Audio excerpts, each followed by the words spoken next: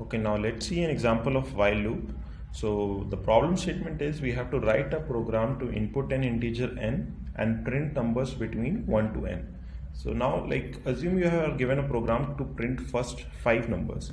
One way to do it is to write consecutive cout statements like cout 1, then let's say it's 2, and so on and so on. Now this is a sequential way of writing this code, but in this example we are going to see how to do it with a loop.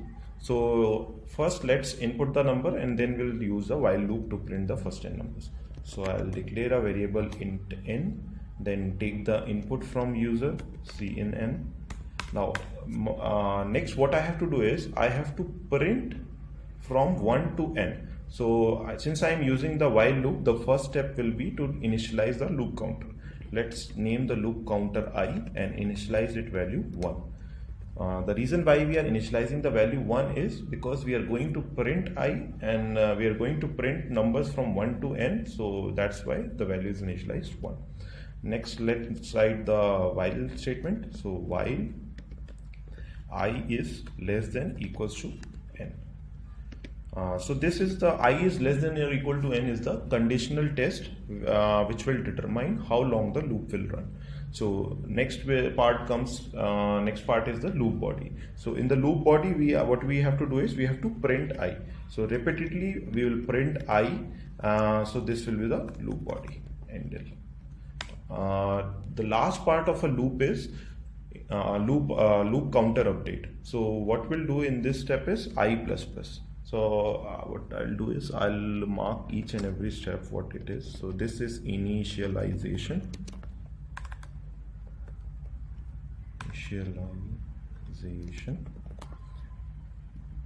This step is test. This is the loop body, and the last part is update. So now let's walk through the code and see what happens. Int n, we initialize a variable. Cin n, we input the variable from user. Now we create a new variable I and initialize it value 1.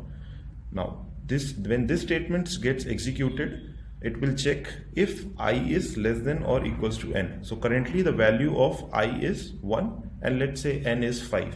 So this condition is true. So when the test condition is true, the loop gets executed. The loop enters here and prints I. I is 1.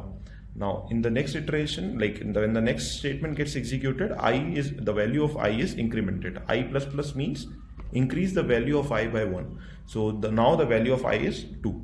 After this, again the while block gets executed. If you are confused here, go back to the while video and check how the loop works. So after the update statement, the control goes back to the while statement. Till this condition evaluates to false, this while statement, whatever is written within the while block, gets executed repeatedly. So now the value of I is 2 and the value of n remains same, 5. Again this statement is true and cout gets executed. I plus plus also gets executed. Now this iteration goes on till the value of I reaches 6. When the value of I reaches 6, this condition evaluates to false. When this evaluates to false, the loop gets terminated and the control reaches here. Now let's try to run this code, termination, and see how it works. So we'll run the code. So we have to enter a number. Let's enter 5. So when we enter 5, the first 5 numbers gets printed. Now let's try another test case.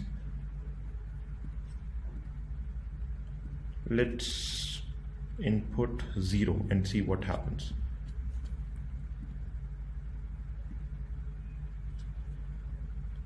Yeah. So when we enter 0, nothing is getting printed. So the reason is the value of n is 0 and this condition gets it evaluates to false in the first iteration itself. So the loop body doesn't get executed even for a single time. Now remember this like this execution, we'll see how it works in do while and how it differs between, like how this execution differs between while and do while. That's all for this video.